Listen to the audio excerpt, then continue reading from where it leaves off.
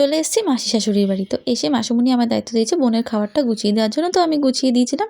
তারপর দায়িত্ব পড়েছিল সাজিয়ে দেওয়ার জন্য। আর মাসিমণির খুব ইচ্ছে ছিল যে পান পাতা দিয়ে সাজিয়ে যাতে দিই। মাসিমণি আগের দিনই আমাকে বলে দিয়েছিল, তুই কিন্তু পান পাতা দিয়ে সাজাবি। আমি ফোনে এক জায়গায় দেখেছিলাম। তো ঠিক আছে, আমি বলেছিলাম আমি সাজিয়ে দেবো। এর আগে তো যত অনুষ্ঠান হয়েছে যা হয়েছে সব তো বোনই সাজাতো, আমি অতটা সাজাতাম না। কিন্তু এখন তো ওর অনুষ্ঠান আসছে, সেখানে তো আর ও সাজাবে তা তো হয় না। তো সেটা তো আমাদেরই করে দেওয়া উচিত। তো যাই জন্য আমি এগুলো সাজিয়ে দিচ্ছিলাম পান দিয়ে আর ফুল দিয়ে। তো ফুল, পান মাসিমণি সব বলে দিয়েছিল যে তুই এগুলো নিয়ে আসবি, কটা কী লাগবে না। আমি একটা আন্দাজ মতো নিয়ে গেছিলাম যে এতগুলো লাগতে পারে।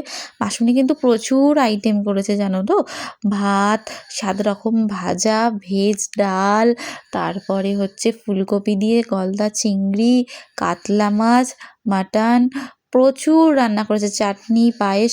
আর মানে মাসিমণি যা যা রান্না করেছে বেশিরভাগটাই করেছে কিন্তু আমার একমাত্র দেওর। ও খুব ভালো রান্না করে, ভীষণ ভালো রান্না করে। আর মাটনটার তো কোনো কথাই হয় না। আরেকটা জিনিসও হয়েছিল, সেটা হচ্ছে পোলাও। পোলাওটাও অসাধারণ হয়েছিল জানো তো। তো দেখো আমি এক এক করে সাজিয়ে নিচ্ছিলাম। আর আমি সাজাচ্ছিলাম, সাজানোর পরে এরপরে রাহুলকে বলছি, কী গো বলো তো কেমন হয়েছে?